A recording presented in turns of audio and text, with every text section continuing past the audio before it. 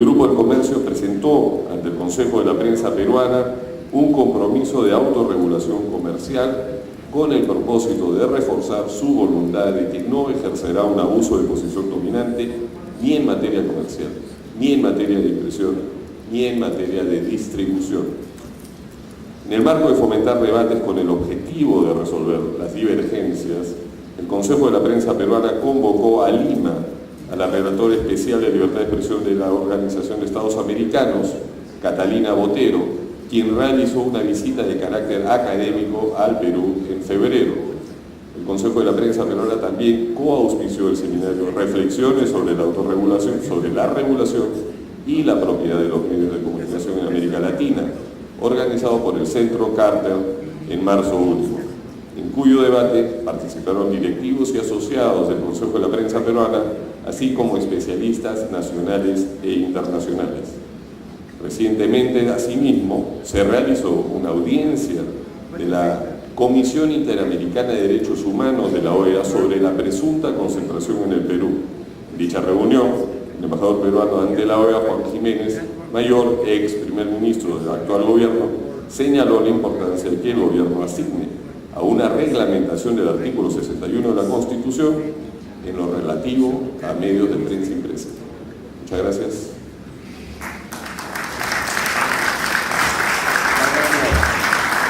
Gracias, Marco. Está a consideración el informe del Perú.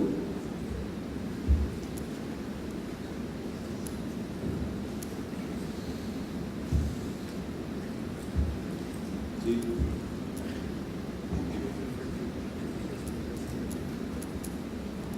Tengo una sola consulta, es una consideración con relación a la posición de un conocido escritor galardonado quien pronunció un discurso en una de las asambleas de la CIP, obviamente a Mario Vargas Llosa, y quien es muy cercano, tengo entendido, al gobierno de Ollanta Humala. ¿Cuál es su posición con relación a estas propuestas del gobierno? Perdón, por favor, se tiene que identificar. Mi nombre es Ricardo Lizano, representante de Costa Rica.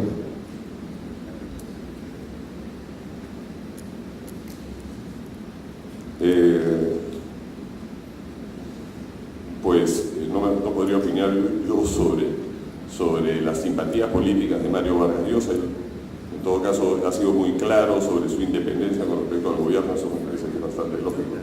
Sí es verdad que él ha valorado el proceso político que se está realizando en Perú, pero no me atrevería a señalarle que el señor Vargas Llosa es un oficialista, ¿no? Ha sido bastante claro al respecto. Yo creo que con perfecta libertad e independencia de criterio, el señor Vargas Llosa se ha pronunciado sobre este y otros temas, ¿no? Y ha sido bastante enfático a su vez sobre la materia, lo cual ha enriquecido notablemente el debate, en vista de que él a su vez tiene una vertiente de carácter liberal, ¿no? En la política, ¿no? Lejos de, por supuesto, y ha sido por supuesto un gran crítico del ALBA y el chavismo, de tal forma que al momento de pronunciarse sobre la materia en contra de lo que él considera es una operación que transgrede ciertas normas, se ha enriquecido profundamente y profundizado el debate. Gracias. Perdón, ahí tenía pedida la palabra.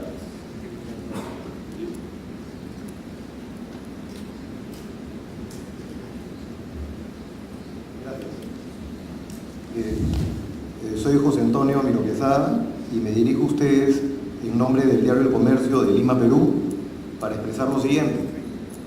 En mayo próximo cumplimos 175 años abrazando por encima de todo los sagrados valores que encarnan la libertad de expresión, la pluralidad, la diversidad editorial y la libertad de acceso universal a la información.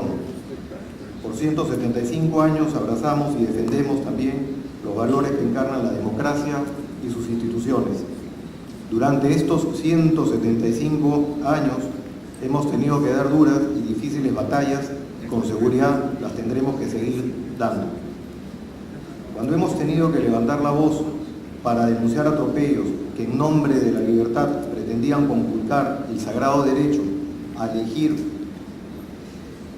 de nuestros lectores, lo hemos hecho asistidos por la convicción de salir en defensa de lo justo, de lo correcto. En 175 años hemos evolucionado, abrazando la autorregulación como fundamento de nuestro proceder. Nos regimos por nuestros principios rectores y un libro de estilo el cual hace referencia expresa a reglas de comportamiento ético. Unas semanas atrás reiteramos en el seno de la Relatoría de la OEA nuestro compromiso con los estándares internacionales en materia de libertad de prensa y de expresión.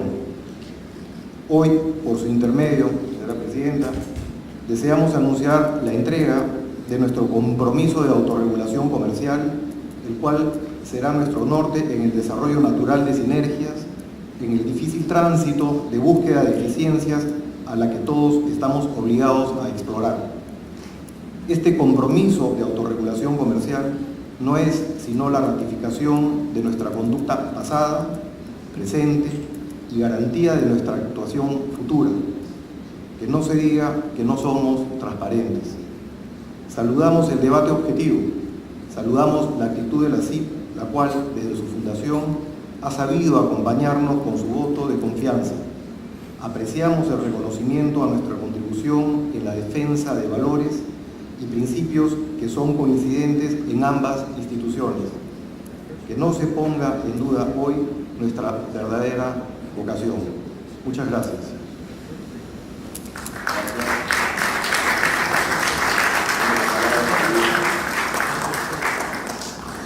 Juan Pablo Illanes, del Mercurio de Santiago de Chile. Yo tengo una consulta más bien de curiosidad. ¿Existe en el Perú una ley, digamos, de regulación de los mercados, o llamada en algunos países de libre competencia o de antimonopolio, que sea general, que se aplique en todos los mercados peruanos, que pudiera ser usada en este caso, o no existe eso? No existe. La Constitución peruana no sanciona el monopolio, sanciona la posición el abuso de posición de dominio. Y por lo tanto son situaciones que se canalizan a través de los organismos de control del mercado.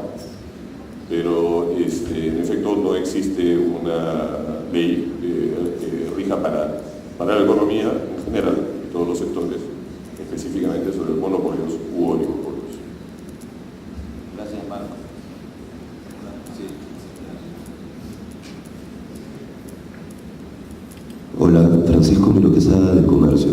Sí, quería preguntar a la relatoría si pudiera ampliar el tema que se viene viviendo en regiones del país, que se ha pasado muy por encima, que sí podría hacer que el Perú, el oficio periodístico en el Perú en las regiones se vea como una profesión de riesgo, ¿no? Sobre todo en casos como provincias como Ancash o Tumbes, donde sí hay casos muy puntuales que de repente la audiencia debería conocer. El informe, en efecto, en sus anexos, tiene una larga relación de casos individuales en regiones múltiples del país, de agresiones y también de acosos judiciales.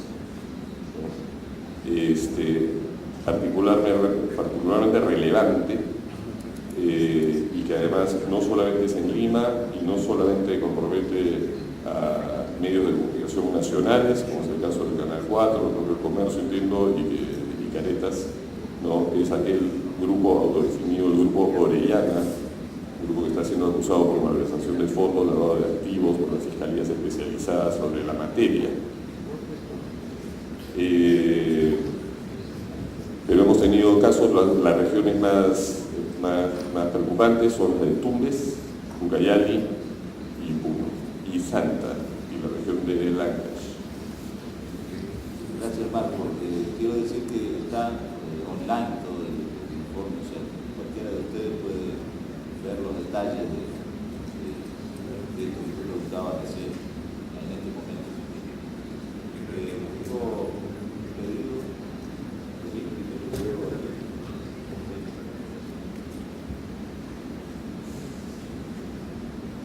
León, directora del Consejo de la Prensa Peruana, solo para informar que aún permanece en la Corte Suprema sin tomar una decisión en juicio por el asesinato del periodista Alberto Rivera, que ha sido materia de unas 5 misiones de la CIP al Perú, y estamos instando al Poder Judicial a que no demore más el tema para que de tal manera, digamos, o se vuelva foja cero o se revele lo que nosotros creemos que está sucediendo, que es una eventual, digamos, falta de culpa de quien consideramos es el actor intelectual del crimen, un exalcalde. Gracias. Gracias. Edward Seaton, Seaton Newspapers in the United States. Marco, could you tell us where the proposal for a press law, a press regulation law, stands in the Congress? Has it moved forward? Is the President pushing it today?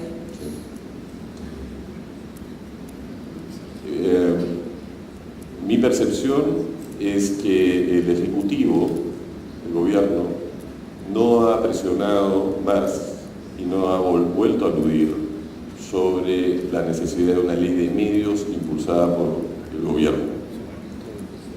Sin embargo, esto sí ocurrió en diciembre.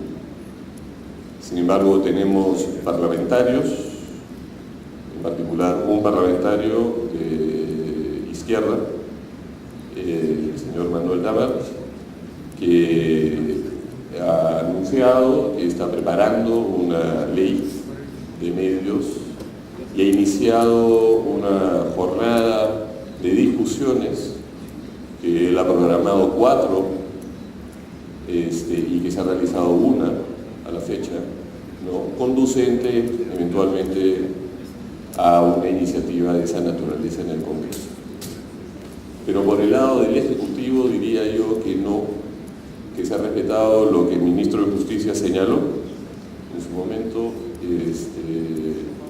y las cosas han quedado bien.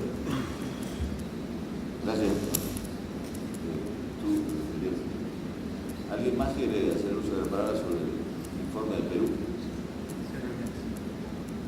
Bueno, muchas gracias, Marco, por tu informe. Gracias, Pablo.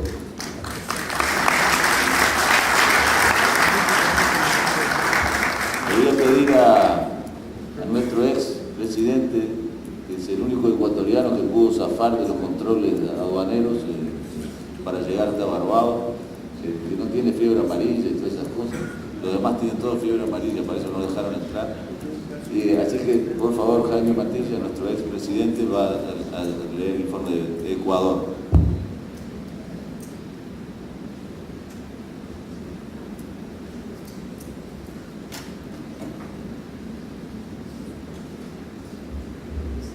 Buenos días, queridos colegas, amigos, gracias por esa presentación, Claudio. Efectivamente, la delegación de Ecuador no pudo salir del país por problemas de visa y por problemas de aerolínea, razón por la cual me toca a mí leer el informe de Ecuador. Un informe que iba a venir matizado con la presentación de Bonilli, un caricaturista que ustedes van a ver después en la presentación, que fue castigado por la Secretaría de Comunicación recientemente formada. El deterioro de la libre expresión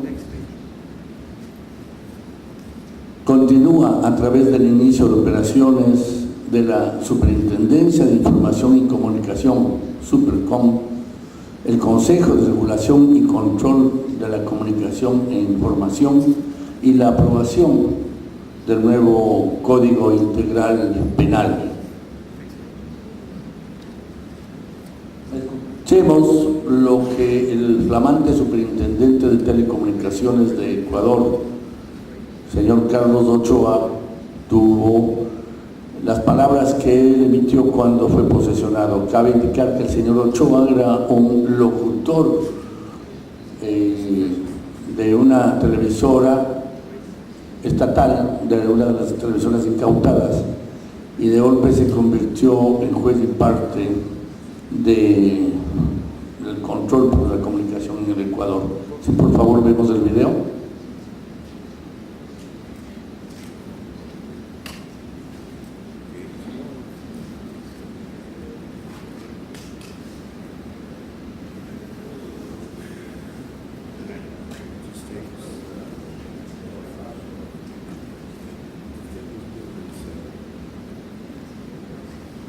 Cabe indicar que yo estoy recién enterándome del informe tal como ustedes desean, simplemente estoy dando eco al mismo. Pero vamos a ver dos videos y un audio que son sumamente importantes para comprender la situación en el Ecuador. Es una situación que ya hemos venido denunciando desde hace algún tiempo, sumamente complicada, muy dura, y que el gobierno la conduce con el afán fundamental de eliminar a la prensa independiente y plural. Actualmente el gobierno tiene prácticamente todo el control de la televisión ecuatoriana, tanto por las regulaciones de concesión de frecuencias como por la gradual toma de canales independientes, ya sea adquiriéndolos o haciendo que adquieran socios del gobierno. Sigamos. Sí, ahí está. Mil disculpas, pero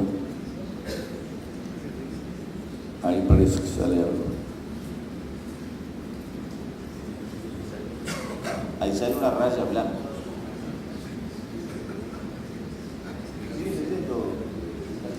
Bueno, hasta que esté eso. Durante el periodo, como dije hace un momento, se mantuvieron los constantes ataques del gobierno hacia los periodistas, medios, políticos opositores y algunos ciudadanos que los critican. Se aprobó el nuevo Código Integral Penal, que entrará en vigencia en agosto del 2014. La Supercom, la Superintendencia de Comunicación, de inmediato tramitó casos muy interesantes. En diciembre envió una amonestación escrita a Diario Extra, ordenando rectificar los titulares de dos noticias debido a que consideraba que había dado un tratamiento morboso a la información sobre un accidente de tránsito. La resolución pidió rectificar los titulares. El titular que puso el Diario Extra se llamaba "De la reunión a la tumba", y trataba de un accidente en que el Diario Extra, que es un diario sensacionalista de Guayaquil y el de mayor circulación por esa misma razón, publicó el accidente de un funcionario del gobierno que, saliendo de una reunión, tuvo el accidente y murió. El titular decía "De la reunión a la tumba". Luego, casi a día seguido, una estudiante de la universidad también tuvo un accidente y en esa ocasión tituló "Se fue al cielo con título de licenciada". Para no ser coherentes ni consistentes con el contenido de la noticia, el Diario Extra fue sancionado. Según el superintendente, Extra faltó al artículo 3 del Código Deontológico impuesto por la ley, que habla de evitar un tratamiento morboso a la información. Extra, si podemos en el PowerPoint, podemos ver los dos titulares y las dos presentaciones. Se negó a rectificar porque no ha faltado la verdad y porque el proceso de la solicitud de rectificación estaba lleno de vicios. El superintendente remitió el proceso a la Fiscalía. El 24 de marzo, la misma Supercom impuso a Extra una multa del 10% de la facturación promedio mensual de los últimos 3 meses. En enero, ordenó al caricaturista Bonil del diario El Universo que rectifique. Podríamos ver en lo de Bonil en la presentación de Paul. Ya. Perfecto.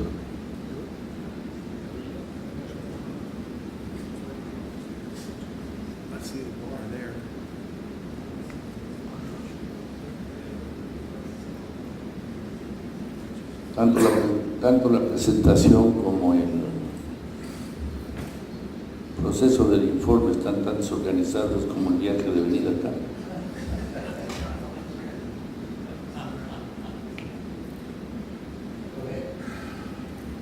Bueno, sigamos con la presentación de PowerPoint, por favor.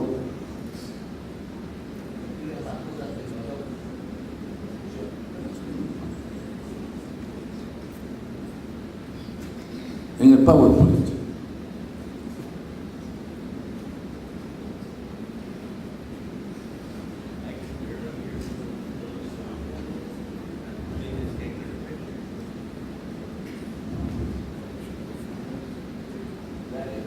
Es que el caso de Bonilla es muy importante para presentarlo en la pantalla.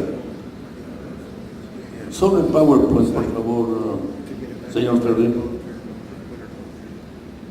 Ya olvidémonos de los videos que es una lástima. Son sumamente importantes.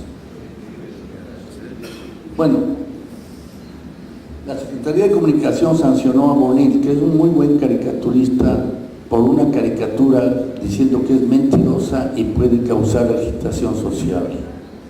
La caricatura decía lo siguiente: en una serie de cuadros había alguien que tocaba la puerta de la casa del señor Bonilla y le decía: regale la Navidad.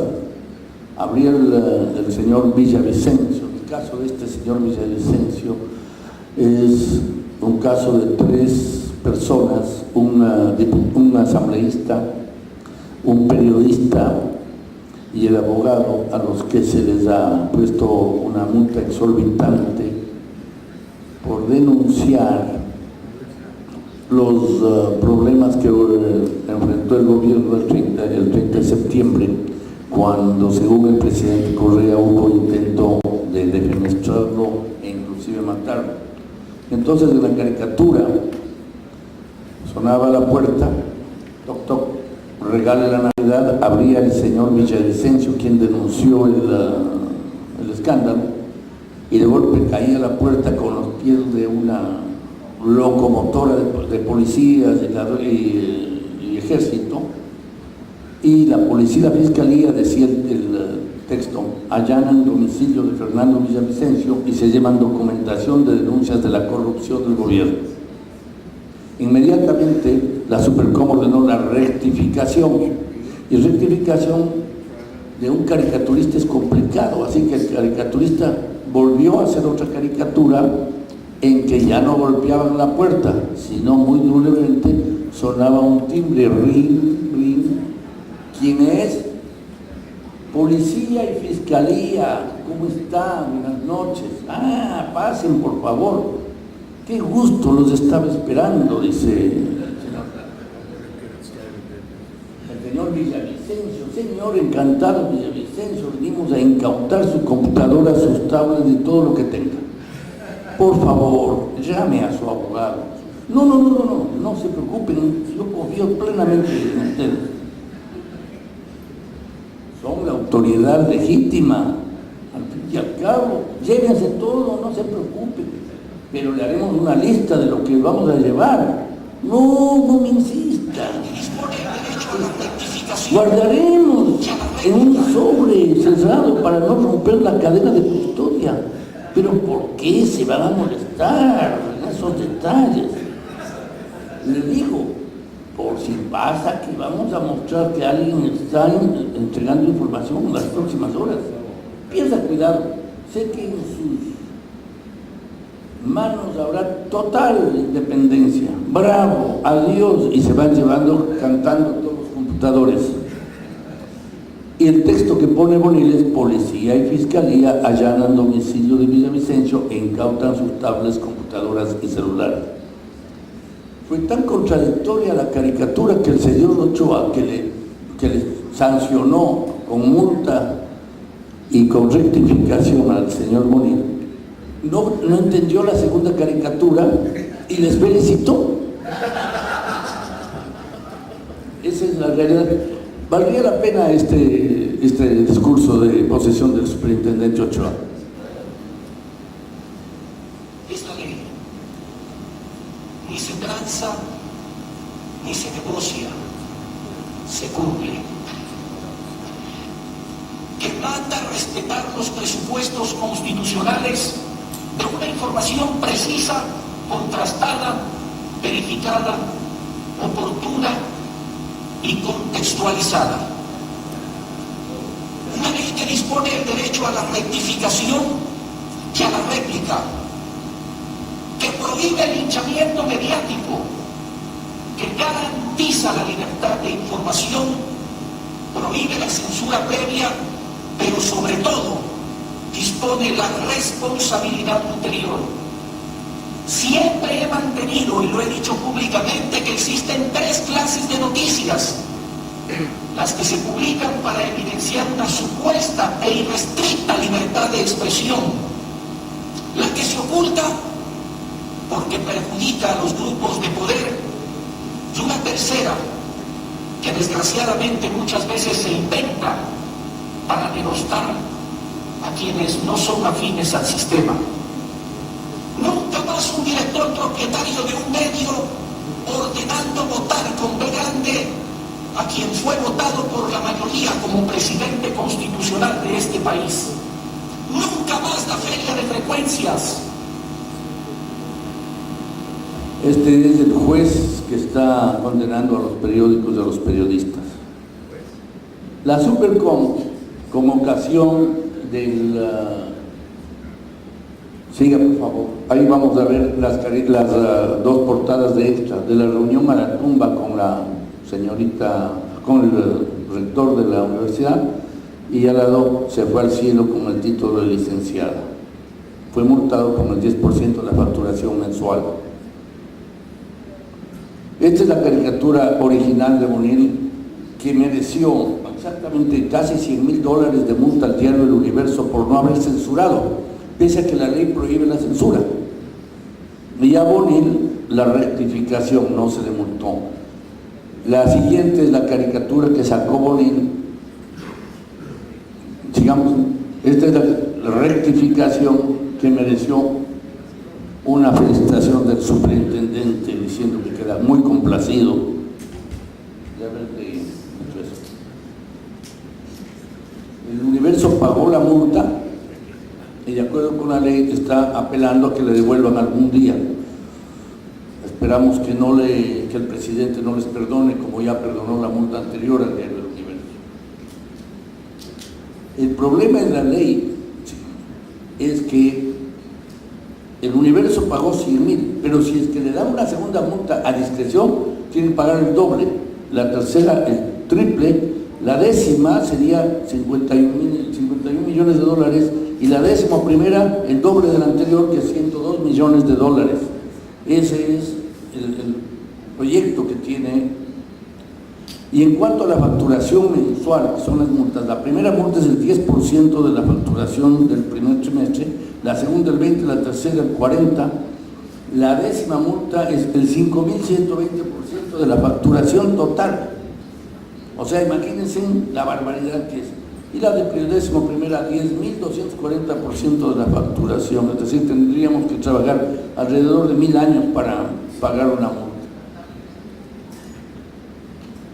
Escuchemos de nuevo, no sé si tenemos el audio, sobre el audio del superintendente, para explicar cómo son las sanciones económicas, en especial, y que las multas son para los medios, pero no para quienes dan sus opiniones en ellos. Eso, paulatina se irá dando cuenta y constatará, eso es lo que aspiro, que poco a poco determinados programas que no contribuyen absolutamente para nada a nuestra sociedad o cambien radicalmente su manera de hacerlos o simplemente se abstenga la propia emisora o el propio canal de ponerlos al aire. ¿Usted, su autoridad y la ley le da la herramienta de sacar un programa del aire? ¿Tiene esa facultad? La única persona que puede retirar un programa del aire es el propietario del medio. Nosotros lo que podemos hacer como superintendencia es sancionar, y si es necesario sancionar de manera reiterada al programa o emisión o noticia que viole la ley de comunicación. Ahí estamos desmitificando otra cosa que siempre se dijo, estimado Carlos, que el superintendente iba a tener la posibilidad de retirar un programa del aire. Usted nos está explicando que es el dueño del medio el que debe hacerlo y la superintendencia lo que puede hacer es sancionar ese medio y al programa por incumplir la ley de comunicación. Correcto. No puede retirarlo las veces que sea necesario y las emisiones. Y hay que recordar que existen sanciones que se van duplicando de acuerdo a lo reiterativo de la misma.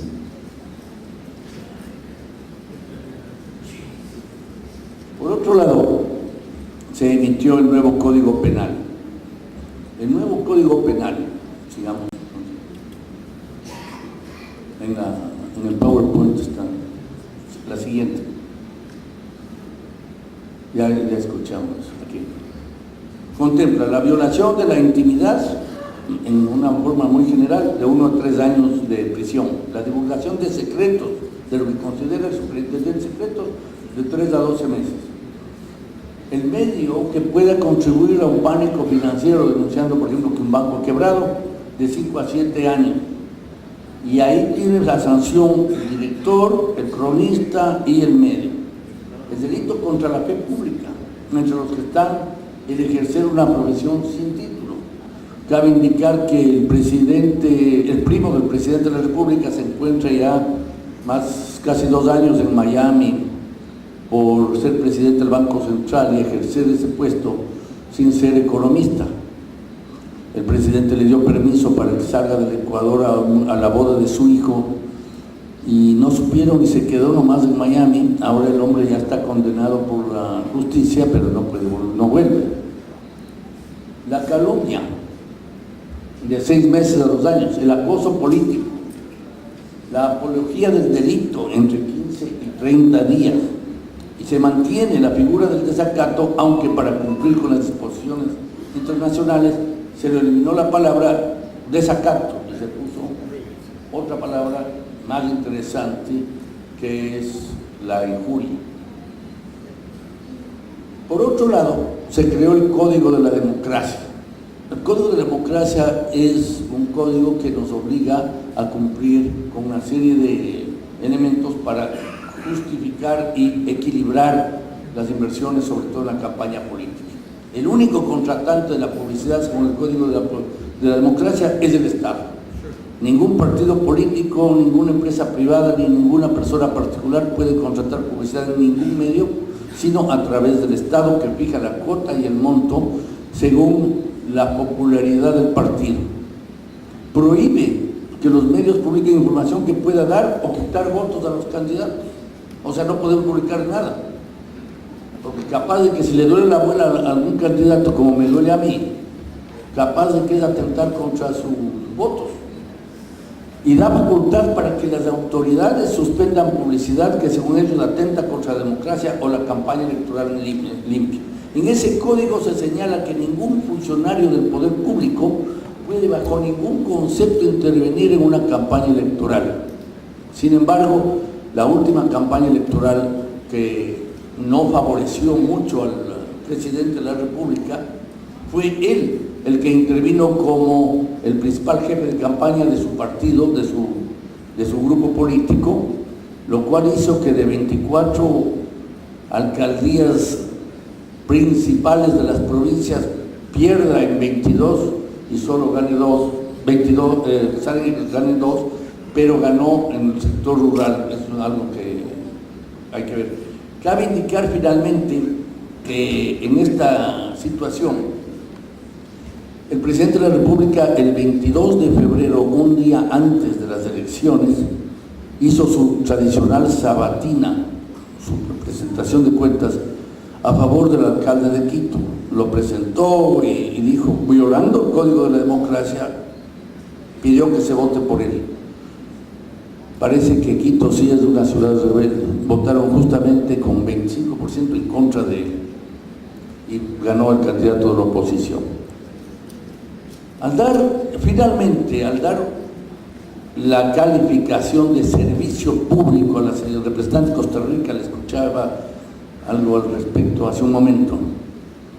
Al ser un servicio público catalogado por parte de la Constitución, la entrega de información, los medios estamos obligados a rendir cuentas en un acto público abierto para que entre toda la ciudadanía, en el que tenemos que dar los datos generales del medio, los balances al día, el cumplimiento de obligaciones laborales, tributarias, el cumplimiento de los objetivos que nos hemos señalado durante el año y todos los demás puntos que sean de trascendencia, lo dice la ley. Ahora estamos en un problema muy serio porque la Secretaría de Comunicación no nos ha logrado explicar cómo y con cuántas personas tenemos que hacer el acto público. Algunas radios han convocado en un estadio y han tenido 3 personas que han ido. Entonces es un problema. El asambleísta Dalo Bucaram, perdón, voy a cortar un poco para... Esto es una cosa política, hasta ahí.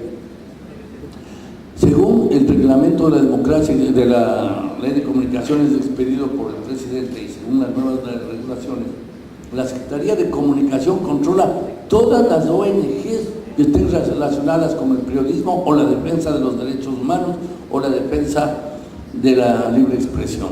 Es decir, a quien se tiene que rendir cuentas es al censor, justamente al señor Ochoa, que les mencionaba, lo cual pone en gravísima situación a estas ONGs, entre esos a Funda Medio, muy conocida por defender a la libre expresión. No sé si tenemos el último video para ver. Dejemos que el presidente Correa exponga su posición sobre la publicidad oficial y las entrevistas a los ministros.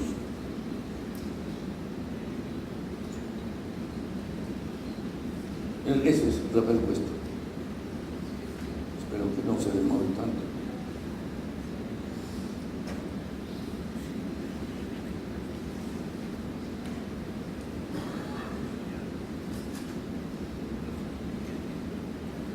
Ahí está. El caso de esta empresa, no me gusta buscarlo, pero por un error, fue un error, en definitiva fue un error, se retiró la publicidad del gobierno. Una época. Luego el error se aclaró. Pero esa práctica también causa temor, a mí no porque soy periodista, pero temor empresarial. Y decir, bueno, ¿por qué caramba? Por un error que se cometió, se toma una decisión tan rápida y después corrige, después rectifica. Yo no creo que esto voy a seguir para que me linchen por los supuestos defensores de libertad de expresión. Pero esa libertad de expresión que nos quieren imponer los medios dominantes, que es que yo te hago pedazos, tengo un negocio con fines de lucro, hago politiquería, no información que tengo pedazos, y tú no puedes hacer nada. Tienes que seguirme dando publicidad, mandándome a tu ministro para aumentar el red. Yo no creo en esas cosas. Yo no voy a colaborar con negocios corruptos que no están cumpliendo con su deber, por favor. Cuando alguien, si la Constitución le permite trabajar, y hay leyes y las cumplen, cuando hay medios que se dedican a hacer politiquería, a desinformar, a hacer oposición política reemplazando. Bueno, pero usted sabe por qué hay esos medios aquí. Por el amor de Dios. Y uno tiene que seguir dando publicidad, mandando suministros. Yo no creo en eso. Y me enfrento a quien quiera, porque no me va a convencer de esa forma de los medios dominantes que quieren imponer su libertad de expresión. Es decir, que ellos cuestionen todo y ellos no lo pueden cuestionar nada. Que lo calumnian, mienten, manipulan, traicionan su deber de informar. Usted tiene que seguirle dando publicidad, mandando suministros a otros puestos. Pero ustedes mandan la cadena también. Por eso fue esa la estrategia. Ya no mandamos a nuestros ministros a desmentir las cosas. ¿Por qué? Porque les ponían trampas, etc. Sino que dicen una mentira y le respondemos con la cadena diciendo la verdad. Esa es la estrategia que hemos seguido. Como ustedes ven, es una estratega muy elegante, muy bien puesto, pero que definitivamente tiene la obsesión de destruir a la prensa independiente y tiene un poder muy grande, tiene una gran imagen en los Estados Unidos. En este momento está dando una conferencia en la Universidad de Harvard, mañana le toca dar en Yale. Tiene una gran imagen en Europa.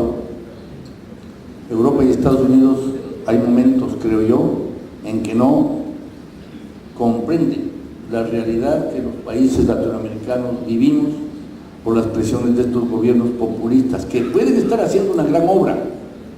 Correa ha hecho carreteras, hospitales, etcétera, pero que basa en el dinero que le ha dado el petróleo, el dinero que le está dando el gobierno chino y lo que es vital, la pérdida de la confianza en los valores democráticos de nuestros ciudadanos. Y yo creo que la CIP está enfrentando un problema muy serio, muy serio.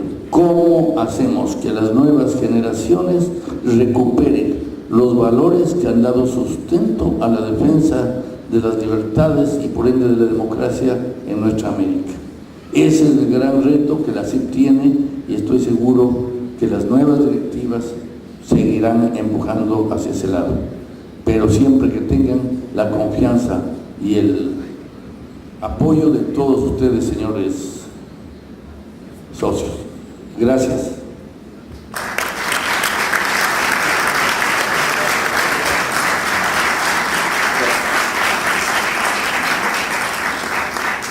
Muchas gracias, Jaime. Está a consideración el informe del Ecuador. Sí, Danilo Arvilla, Montevideo, Uruguay. Yo después de ver este Código de la Democracia aprobado en Ecuador y las palabras del presidente Correa, me pregunto, ¿por qué no le hacemos aplicar la Carta Interamericana Democrática y le pedimos a Sousa que se las aplique? ¿No les parece? Digo, porque todo esto, según la OEA, ocurre en un país democrático, legítimamente, con un presidente legítimamente electo. Ustedes fíjense que los diarios tienen prohibido de publicar artículos que puedan quitar votos o agregar votos en una campaña electoral. Ese país está dentro de los países democráticos y de la Carta Democrática. Yo creo, señor presidente, que nosotros en algún momento, en esta reunión, tendríamos que hablar del tema de la Carta Interamericana Democrática para sacar alguna resolución, para decirle no estamos de acuerdo. O lo hace o déjense de bromar, por no decir una cosa más fea. Gracias. Señor presidente, un comentario al comentario del señor Ardila que tal vez valga la pena para aclarar algo más. El presidente Correa, al igual que algunos presidentes interesantes de América Latina, hace caso a las medidas cautelares de la Comisión Interamericana de los Derechos Humanos, que es el brazo fundamental para defender los derechos humanos del continente cuando les conviene. El presidente Correa utilizó a la CID hace año y medio cuando un ciudadano ecuatoriano fue apresado en la ciudad de Miami, acusado de asesinato. La CID intervino y pese a que los Estados Unidos no es miembro de la CID porque ni siquiera paga las cuotas, Estados Unidos aceptó las medidas cautelares e impidió el procesamiento del señor Serrano, del señor preso. Sin embargo, cuando la CID emite medidas cautelares para el caso del señor Villavicencio, del asambleísta, el gobierno dice que no hay razón de hacer caso, que eso es problema del gobierno. Y algunos países se están contagiando de ello cuando no acatan las resoluciones que el Código Democrático de América Latina fija en base de las medidas cautelares que puede emitir la CID. Yo estoy de acuerdo con usted, señor Arvilla, en que es necesario que la CID se pronuncie sobre la necesidad de que para preservar la democracia se respeten las medidas cautelares y las decisiones de la Corte Interamericana y de la Comisión Interamericana. Muchas gracias. ¿Alguna otra consideración sobre el informe de Ecuador? Muchas gracias. Vamos rápidamente con el informe de Panamá, por favor.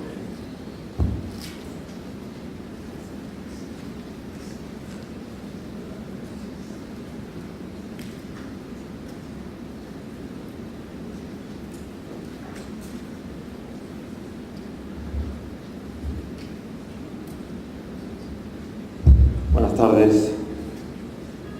La verdad es que en medio de Ecuador y Venezuela, pues nos obliga a presentar nuestra solidaridad. El informe de Panamá, presidente Paulillo, es el siguiente. Informamos que en términos generales la situación de la libertad de prensa en Panamá se mantiene similares a la reportada en nuestra última reunión de Denver, Colorado. No obstante, destacamos algunos hechos que generan preocupación, señalando que el país se encuentra en medio de un proceso electoral para escoger a las autoridades nacionales, desde el presidente de la República hasta las autoridades regionales. Se ha mantenido la hostilidad por parte de algunas autoridades hacia el libre ejercicio del periodismo, que se manifiesta en el tratamiento discriminado a los medios de comunicación y las restricciones de acceso a la información en casos específicos. Desde la Presidencia de la República hasta los ministros y diputados se refieren reiteradamente a diversos medios como diarios de la oposición o medios de la OPO. Esa estigmatización produce un riesgo en el ejercicio adecuado del periodismo. Seguimos observando con preocupación una serie de procesos presentados en la jurisdicción civil, entablados por personas naturales o jurídicas allegadas al gobierno contra varios medios de comunicación que buscan a través de condenas resarcir supuestos perjuicios. Las sumas reclamadas son desproporcionadas y conllevan una limitación en el ejercicio pleno a la libertad de prensa. Han continuado las reclamaciones de varios medios de comunicación que encuentran dificultades para acceder a información de contenido público y para que servidores públicos contesten sus cuestionamientos, lo que impide el pleno desempeño de la labor periodística. El proceso electoral ha estado revestido de la proliferación de campañas sucias. Estas han sido denunciadas y condenadas por diversas instancias, incluidas la Iglesia Católica y la Comisión Nacional de Justicia y Paz, que han promovido la firma de un pacto ético electoral. Estas campañas han incluido a medios allegados al gobierno. Durante este proceso electoral se continúa observando una parcialización inadecuada en la distribución y discrecionalidad de la pauta publicitaria gubernamental. Esto preocupa especialmente en casos como la Caja del Seguro Social, que deben preservar especial independencia y autonomía. En lo que respecta a la actual campaña política, recientemente la del candidato de los partidos de gobierno se quejó vía redes sociales de que sus spots de televisión no estaban siendo pautados, aunque eran pagados por dichos partidos. Los canales de televisión señalaron que la cantidad de pautas contratadas por el gobierno y los partidos de gobierno impide dedicar mayor espacio a publicidad en esos medios. Finalmente, y presidente, sobre esto vamos a estar presentando una propuesta de resolución a la Comisión. Consignamos que el fiscal electoral, Eduardo Peñalosa, un funcionario ampliamente cuestionado por la falta de desempeño adecuado en el cumplimiento de sus funciones, ha presentado ante la Procuraduría de la Nación una solicitud para que se investigue la supuesta violación a su intimidad y a la de sus hijos mayores de edad a través de publicaciones en los diarios La Prensa y Mi Diario, que fundamentalmente se han dedicado a replicar los cuestionamientos por ausencia de la Fiscalía Electoral en su labor constitucional y legal de velar por un proceso electoral legítimo. Este es el informe sobre Panamá, presidente Paulino. Muchas gracias, vicepresidente Eduardo Quiroz. Está a consideración el informe de Panamá. Sí.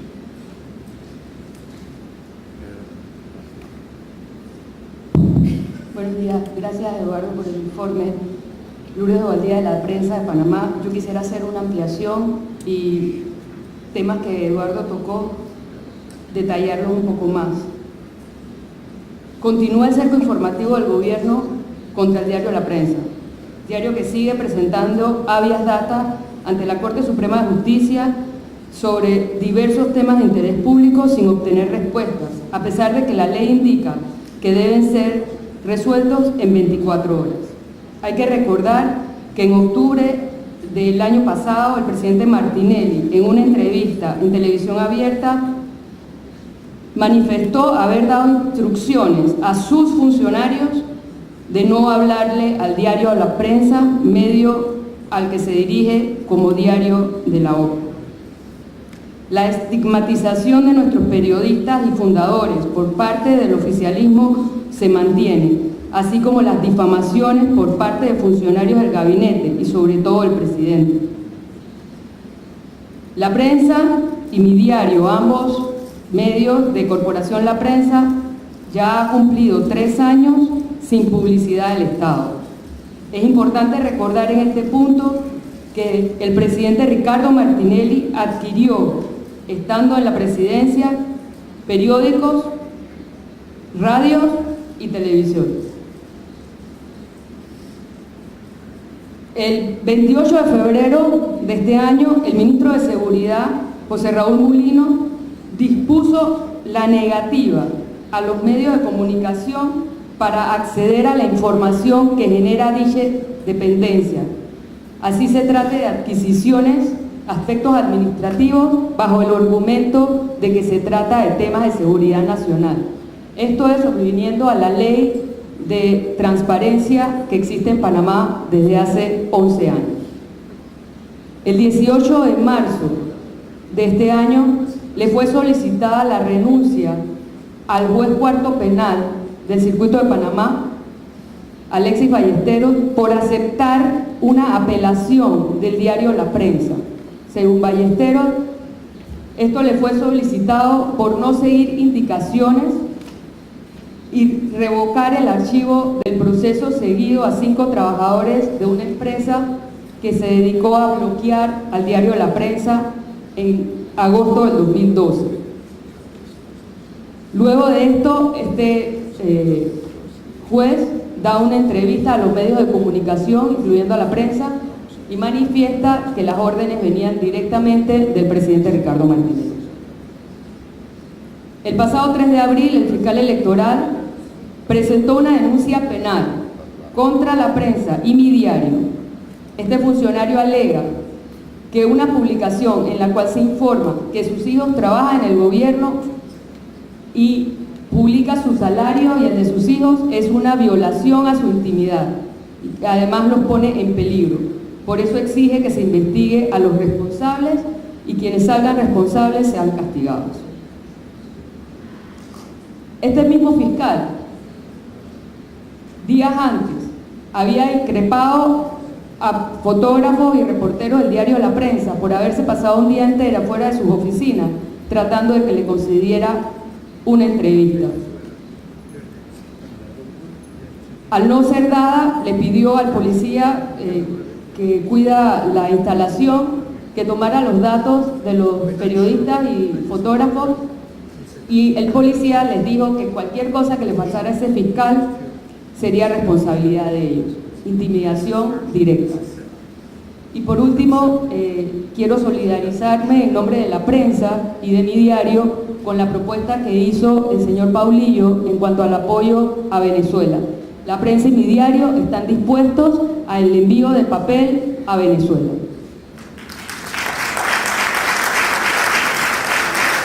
Muchas gracias. ¿Alguien más sobre el informe de Panamá?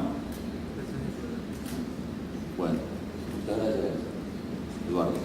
Ahora vamos a pedirle a los panelistas que van a tratar el tema de Venezuela en crisis, hablan los periodistas, Claudia Burizati, la presidenta de NTN 24, canal de Bogotá, Colombia, Jorge Luis Sierra, de Night International Journalist Fellow de Guadalajara, México, y Antonio Ledesma, alcalde metropolitano de Caracas, que suban ahí atrás.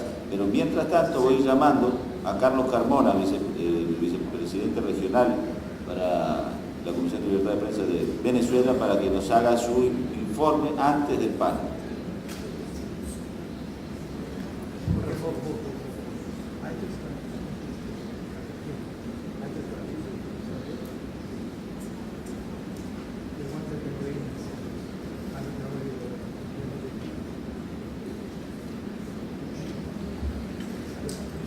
Gracias, Claudio. Buenas tardes a todos. Informe Venezuela 2014. En el informe presentado en Denver se dio cuenta del retiro por el gobierno del Sistema Interamericano de Protección de Derechos Humanos y de habilitación para que el presidente de la República legisle en Venezuela por la vía del decreto, sin ningún control público ni debate parlamentario. La situación hoy es radicalmente distinta. Antes nos preocupaban los signos de deterioro democrático. Ahora la democracia ha cedido y la prensa, que es su columna vertebral, vive su momento más difícil, signado por un cuadro de violencia institucional y social sin precedentes. Luego de las manifestaciones estudiantiles del último 12 de febrero, reseñadas por la prensa internacional, el saldo son 34 muertos por heridas de bala o perdigones disparados a quemarropa por funcionarios policiales y militares, acompañados de milicias y círculos populares del terror al servicio del presidente Nicolás Maduro y del teniente Diosdado Cabello, presidente de la Asamblea Nacional. Más de 460 heridos, según datos del propio Ministerio Público, de los cuales entre muertos y heridos, de acuerdo al Foro Penal Venezolano, se han identificado 59 víctimas de torturas. Han sido detenidas más de 1.919 personas, en su mayoría sometidas a medidas judiciales cautelares por terrorismo. El Colegio Nacional de Periodistas y el Sindicato Nacional de Trabajadores de la Prensa nos informan de 105 periodistas agredidos o detenidos o amenazados durante los hechos, y a algunos les han sido decomisados sus equipos o borradas sus fotos por los citados funcionarios y colectivos civiles armados. En los días anteriores al citado 12 de febrero, e incluso desde el mismo mes de enero, también tomaron cuerpo distintas manifestaciones sociales pacíficas, entre las que se destacan las lideradas por los trabajadores de la prensa escrita, conscientes de que sus fuentes de trabajo se encuentran bajo grave amenaza. El gobierno nacional dejó de suministrarle divisas a la prensa independiente para la compra de papel periódico, cosa opuesta a lo que ocurre con los medios dependientes del Estado. Incluso se ha creado una oficina adscrita al Ministerio del Gobierno para ocuparse de las compras masivas de papel, a fin de revenderlo solo a quienes considere conveniente. De modo que se encuentran bajo riesgo inmediato de cerrar sus puestas unos 19 cotidianos nacionales y regionales. Los canales de televisión y la radio no estatales dan poquísima o ninguna cobertura informativa a estos sucesos, amenazados por el órgano encargado, CONATEL, la Agencia Gubernamental de Telecomunicaciones.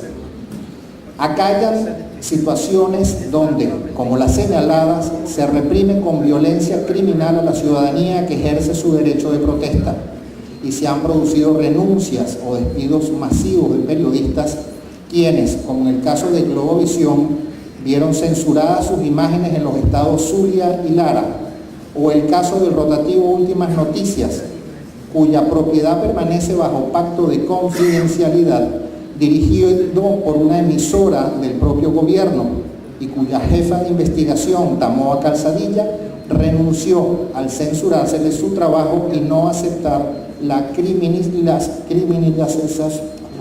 criminalización sin pruebas de las referidas protestas de la oposición. Ellas ocurren, cabe decirlo, a quienes se extrañen por ello o ven los mismos propósitos desestabilizadores por el agotamiento inexplicable de divisas en un país petrolero que dilapidó más de 999.000 millones de dólares en los últimos 3 lustros y que confiscó la economía privada. La inflación supera el 59%, una de las más altas del mundo, y la escasez o desabastecimiento de alimentos y medicinas repuestos se estiman en un 40%. El gobierno le ha impuesto a los pobres una tarjeta de racionamiento. En las horas recientes, el dólar o la divisa oficial, que estaba estimada en 6,50 bolívares, ha saltado la cuota de los 55 bolívares por dólar. Lo cierto en cuanto a la prensa escrita es que desde agosto del 2013 se han registrado problemas para la adquisición de papel y la negativa del gobierno para autorizar las transferencias para el pago de deudas acordadas con proveedores de papel y otros insumos. En algunos casos con retraso de 8 meses. Esto mantiene paralizados los insumos, el envío de los insumos al país. Entre el 26 de septiembre del año pasado y la fecha de este informe, han dejado de circular de manera temporal o definitiva varios periódicos y revistas. Otros diarios acusan severas dificultades para circular por el agotamiento casi total de papel. Al menos 20 rotativos han reducido sus páginas o ediciones para lograr estirar la mermada existencia de papel. Varios de ellos no podrán subsistir más allá de 1 o 2 meses. Restaría agregar lo que es un compromiso inalterable de la prensa de Venezuela.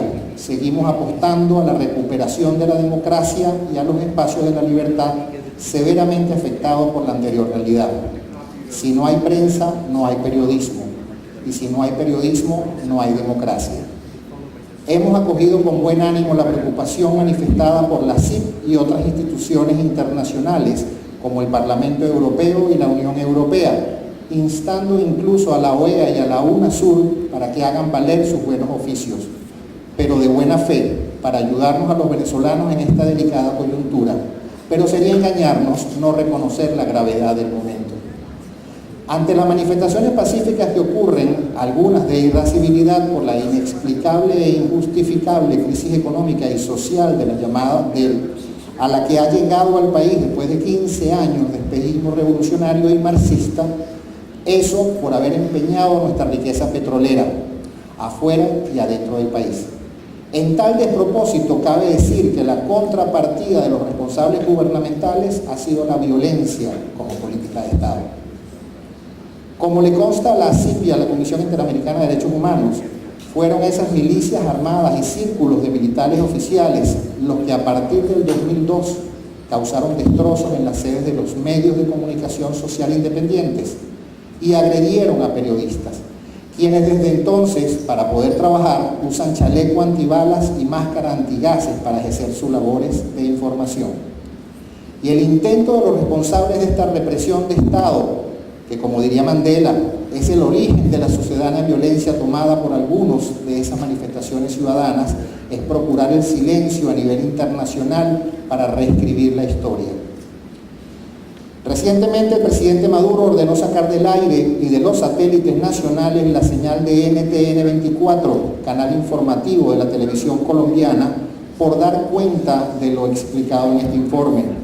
Y por el mismo motivo fue expulsada la corresponsal de CNN, Patricia Yanot, y han sido cerrados además innumerables portales de Internet y Twitter por considerárseles lesivos a la revolución.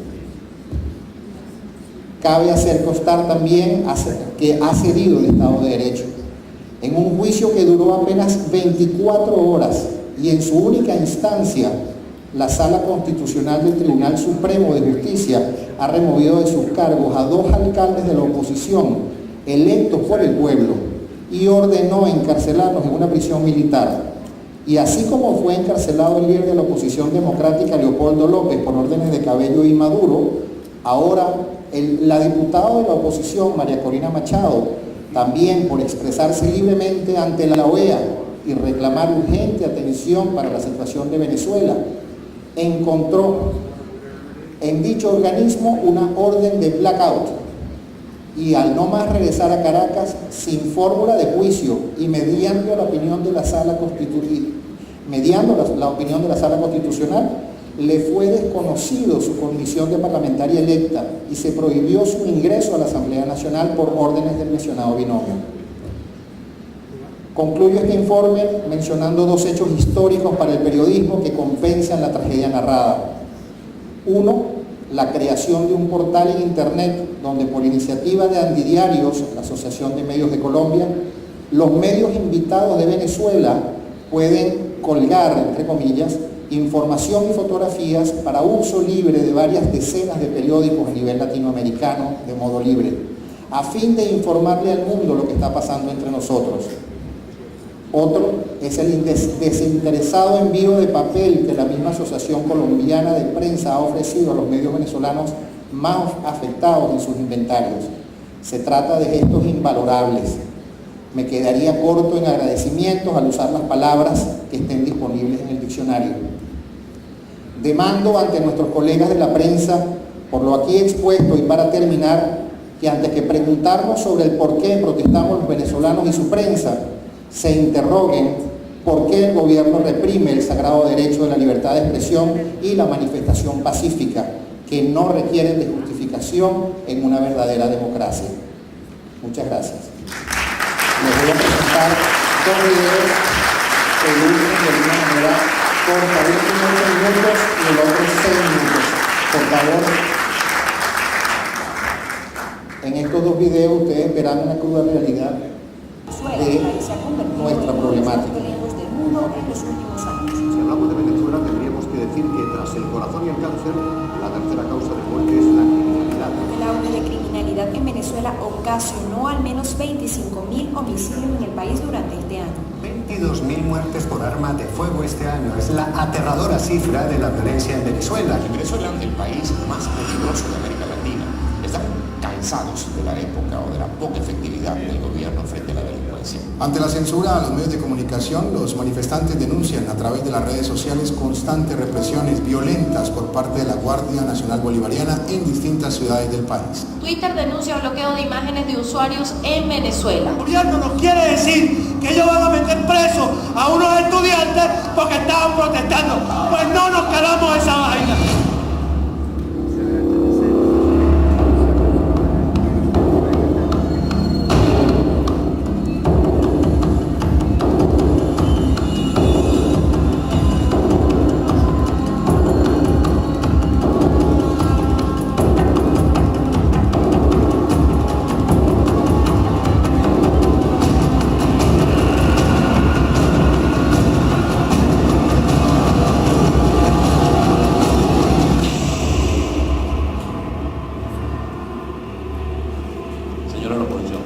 Porque Chávez era el muro de contención de muchas ideas locas esas que se nos ocurren a nosotros. De muchas ideas locas que se nos ocurren a nosotros. Soy el presidente de la Asamblea.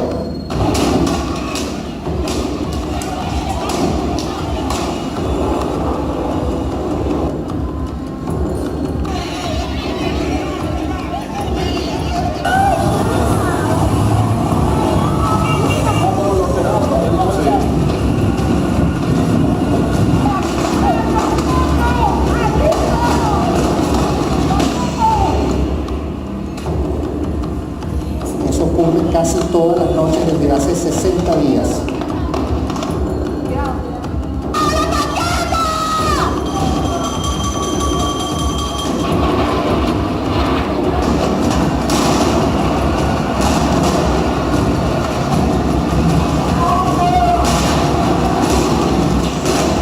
Nunca nosotros, jamás, ninguno de nosotros podría pensar en hacer mínimo de daño a nadie de la familia, de alguien, por ninguna razón, pero menos por razones de que piense distinto que uno.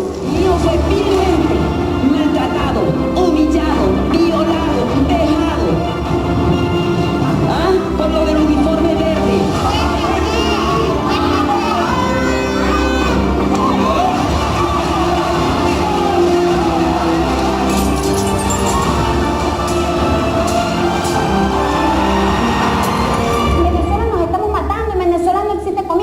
En Venezuela la inseguridad, no podemos salir en las calles, como dice el compañero acá, cuando eso es mentira, y tú sabes que eso es mentira. El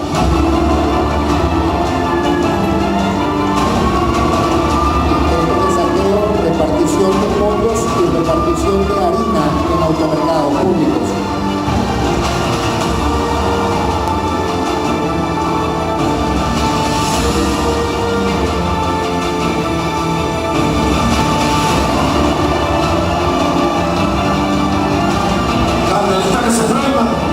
Candelita que se apaga.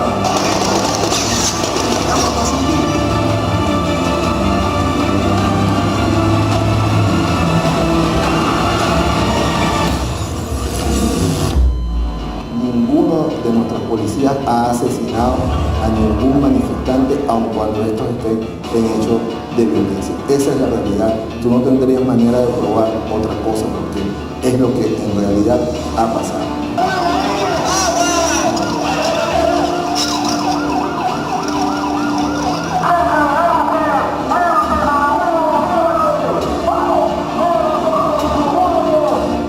¿Por qué son tan expeditos para detener a estos, el opositor, los líderes estudiantiles, pero no para detener a los asesinos del pueblo venezolano?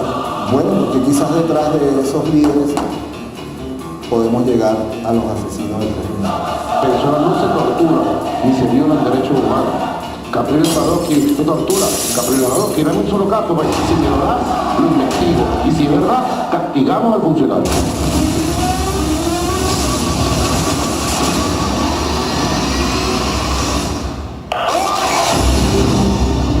Eso que está pasando hoy, Palacio, hoy.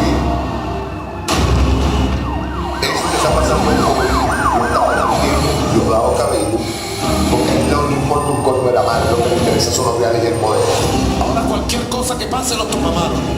Dejen quietos a los tupamaros, ¿vale? Los tupamaros están trabajando y haciendo política y participando, y tienen diputados, y tienen concejales, y tienen alcaldes, y son gente de trabajo y de paz.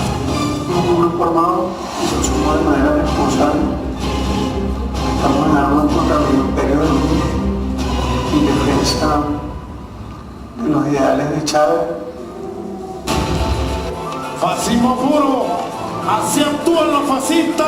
Fascista que está detrás de todos estos movimientos violentos. De guarenteros, fascistas y violentos.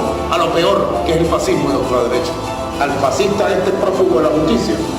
Fascista. Se usa tanto el término y no se explica que pueden surgir dudas sobre qué es el fascismo, quiénes son fascistas, una ideología que tuvo arraigo en Italia y que hoy en día se usa más el término como peyorativo para hablar de alguien seguramente para indicar que es de extrema derecha y que es de carácter autoritario. Sí, pero que claramente no es correcto, porque este intento del gobierno de controlar toda la vida de la gente, la política, la industria, el comercio, lo que se puede decir, cerrando estaciones de televisión, negando a la prensa papel para imprimir. El fascismo es parte de estos movimientos autoritarios que prevalecieron en Europa, se conecta al nazismo, se conecta al comunismo de la Unión Soviética. Es muy simple. Lo que mismo si hay mentiras, ya se decía en aquel tiempo, si las repite tantas veces, se transforma en verdad. Hoy estamos aquí ¿cómo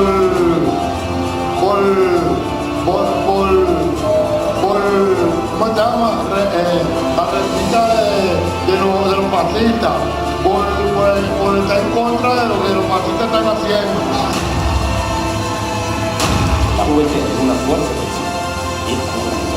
y en el momento que tengamos que dar la orden de empezar las luchas, vamos a dar.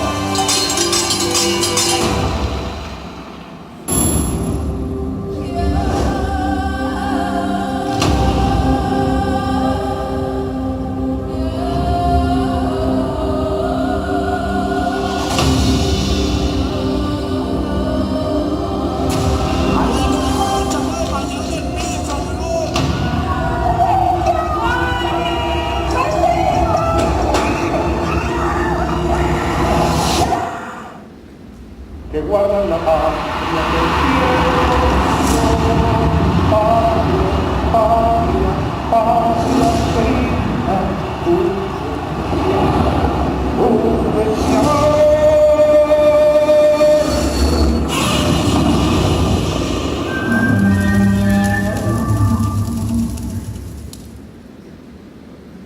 Mientras colocan el segundo video, que va dirigido específicamente al problema para trabajar de los periodistas, yo les quiero dar las gracias por la paciencia, son 6 minutos más. Le quiero dar las gracias a un grupo de venezolanos que unos viven, otros están de turismo, otros están llegando y han manifestado esta mañana en la playa con el SOS Venezuela, y la verdad que a uno se le pone el corazón pequeño por el esfuerzo que están haciendo todos. Esto a nivel mundial, esto está ocurriendo a nivel mundial. En Venezuela hay un problema severo, está menguándose a una velocidad extraordinaria la libertad de expresión, y ya hoy en día los que estamos muriendo por falta de papel no tenemos mayor cabida en el espacio, porque no tenemos papel para escribir todo. Yo no quisiera escribir malas noticias. Cuando tengan el segundo audio, por favor, proceda, así, yo corto. No tenemos papel para escribir las malas noticias, tantas malas noticias que tenemos.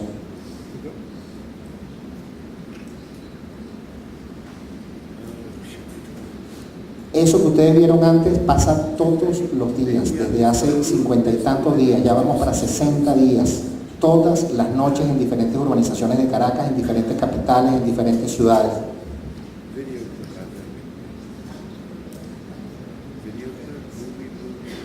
una pregunta técnica. Eso que ustedes vieron pasa en diferentes ciudades, en San Cristóbal, en Mérida, en Barquisimeto.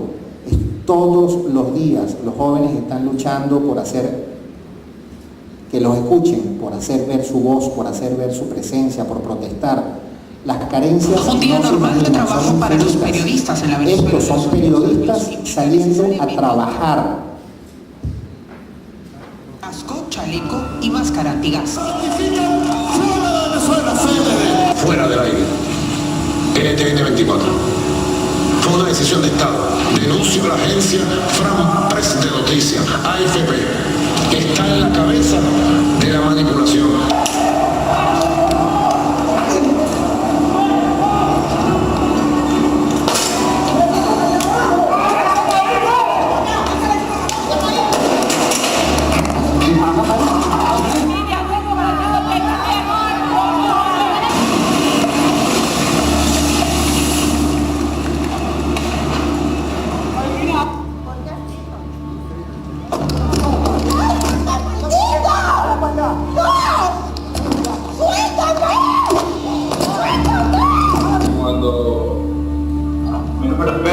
siento un golpe en el cuello y después siento otro golpe del otro lado del cuello y siento golpes por todo el cuerpo. Veo que son funcionarios del CICPC porque logro identificar su carnet, que son de esa organismo policial. Bueno, siento los golpes, les muestro el carnet y lo que hacen es que me lo arrancan y después de arrancarme el carnet les muestro la cámara y les digo, aquí está mi cámara, y me arrancan la cámara y hasta ahí es donde vi porque me dio un golpe en la cabeza y empiezan a rociarme con gas de Paradiser. Y yo sigo gritando, yo soy prensa, dentro de lo poco que logro ver, veo que me están llevando ratas hacia la sede del CICPC a 10 metros de esta plaza. Y se me acerca un funcionario, ya dentro de la institución policial, y me pide que le dé mi celular. Entonces yo digo, no te voy a dar mi celular, me mete la mano en el bolsillo y se me quita el celular.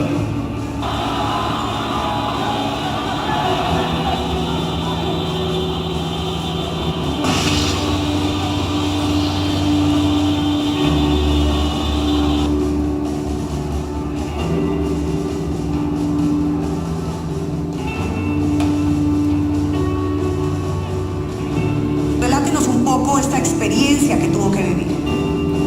Bueno, la experiencia como tal ha sido la peor de mi vida.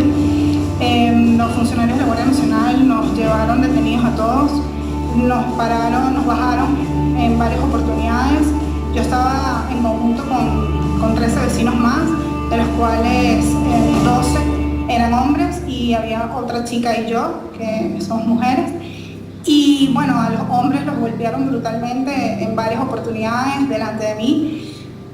A mí nunca me agredieron físicamente, sencillamente me agredieron verbalmente durante toda la detención mientras estuve bajo cargo de la Guardia Nacional. Me amenazaron de muerte, me amenazaron con violación, me amenazaron con cortarme diversas partes del cuerpo, me amenazaron con que jamás iba a salir de allí. Y bueno, para ustedes de contar todas las obscenidades que me dieron. No cesan los ataques contra la libertad de expresión en Venezuela. En las últimas horas fue liberada la reportera del diario 2001, Mildred Manrique, quien había sido detenida en horas de la tarde del sábado por la Guardia Nacional Bolivariana. Ingresaron a mi vivienda de forma violenta, reventaron la reja, reventaron la puerta, multiló. Por más de una hora las paredes se agregaron de los golpes que recibió, los impactos. Eran más de 10 guardias que estaban dando golpes a la puerta. Una vez que estaban dentro de mi casa comenzaron a revisar todo y el general bajó y dio unas declaraciones a través del canal del Estado venezolano de televisión mientras se hacía el allanamiento en mi casa y dijo que en mi casa habían bombas molotov, aparte de material contra el gobierno, guantes, máscaras, chalecos, y posteriormente lo desmintió, ¿no? En mi casa también se llevaron computadoras, se llevaron 2 computadoras de mesa. El general dijo que no había bombas molotov, en principio me dijo terrorista por el chaleco antibalas que usaba y el casco semiblindado, la máscara antigas que es mi equipo de trabajo.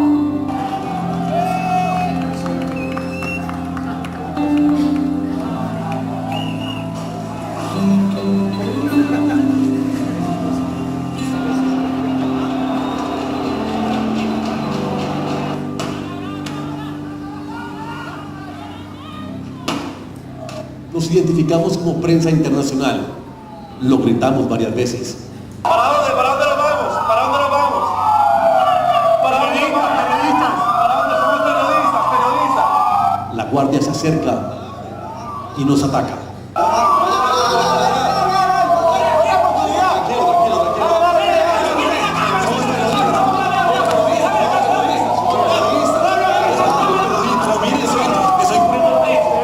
El funcionario me vio, no pareciera como que si no le importó que yo fuera de la prensa y empezó a disparar con su escopeta de perdigones. En ese momento yo logré agacharme, pude evadir, digamos, ese impacto y empecé a correr al mismo tiempo que gritaba: soy de la prensa, por favor no disparen. Y en ese momento se le sumaron otros funcionarios, 3 o 4, hasta que uno de ellos me dio una pierna izquierda y caí al piso. Traté de, digamos, soltarme de los brazos y defender la cámara que me estaban tratando de quitar, cuando recibí un golpe en la frente, en la cabeza con la pistola de funcionario. Yo caí al piso y cuando traté de levantarme nuevamente volví a recibir otro segundo golpe y creo que fue como una culata.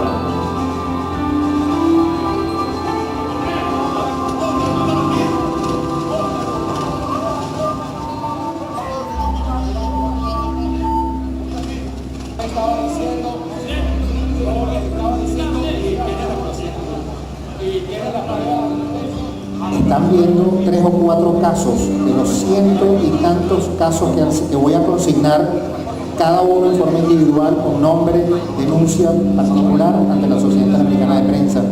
Pero sería imposible leerles caso por caso acá de las agresiones a cada uno de los periodistas, a cada uno de los medios, hacer el recuento de los últimos 6 meses. Puedo hacer un libro de no sé si más de 600 páginas de los problemas que tenemos en Venezuela.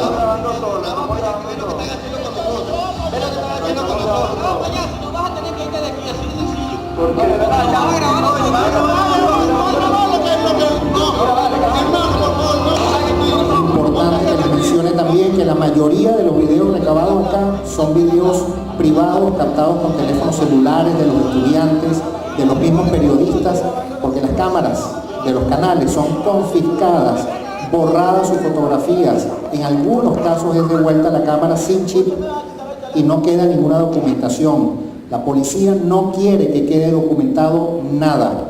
Lo que tenemos acá es la voluntad de los individuales que logran filmar algunas cosas y se nos acercan a los medios y nos facilitan las pruebas de cosas que ocurren en vivo todos los días. Muchas gracias por su paciencia.